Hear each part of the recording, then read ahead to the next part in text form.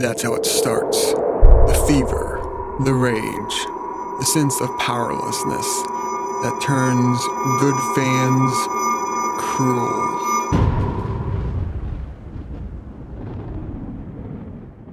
Hello y'all, this is the Ninja DC bringing you 8-bit of perspective on Batman vs Superman Dawn of Justice, and more specifically the review controversy. For those unaware, Dawn of Justice currently shares The Room's rating of 35% rotten on Rotten Tomatoes, while at the same time having an 80s approval rating by audiences. This is a massively contrasting opinion. It reminds me a lot of Destiny's release, at least from my pre-screening mind, as I've not yet seen the film, at least for the first half of this video, as I'm recording the first half the night before. Needless to say, not all review scores are created equal, even when they're the exact same number.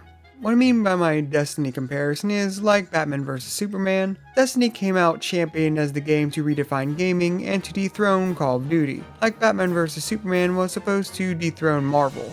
And Destiny's Metacritic score stands at 76, which does not sound too bad, but when a lot of major review outlets were at the time giving it 5 and 6 out of 10, it drew a lot of concern. Not saying Destiny is perfect, by far, but it's not a 6 out of 10 game, of the likes of a mediocre movie tie-in game. I mean, the game is flawed, most definitely, but the core combat is Bungie polished, so why such scathing reviews? Well, it all comes down to expectations.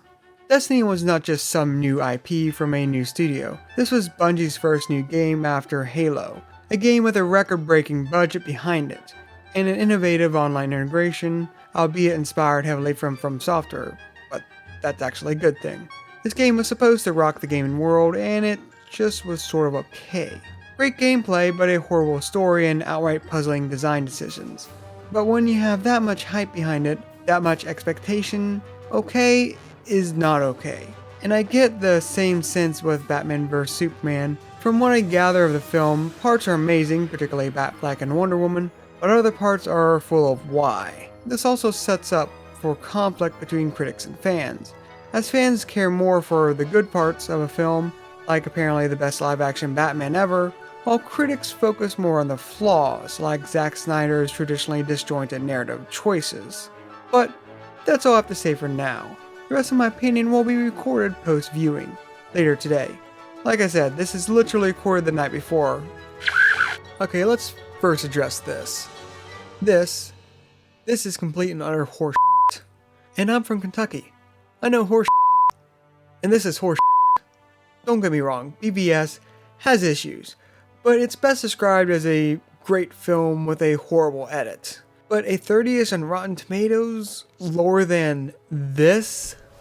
You are lying. I never hit you. You are tearing me apart, Lisa! I mean, come on. Just no. No. Look, the setting is great. The main characters, save the villain, are great. The plot is just disjointed, but it's not rancid. It does have a lot of Thor hot tub exposition moments, but those, like Thor's hot tub, are at worst distractions and at best cool. When 2 of the 3 pillars of fiction are good or great, I think the bloody film deserves less spite than, well, this. I'm now fairly certain this film is like Destiny, with critics venting their building frustrations of the superhero bubble in Hollywood by crucifying BVS, like game critics crucify Destiny for being an online-only game with lacking narrative. They're both the metaphorical straw that broke the camel's back. To summarize, BVS is an okay to good comic book film with great elements, but seemingly is getting extreme prejudice from critics for failing to meet expectations and is an act of rebellion against the largest genre in Hollywood right now. Again, it is a flawed film, but I was far more invested in it than Age of Ultron, which just felt like filler holding me over and, well, pretty much everyone else over until Civil War and Thanos.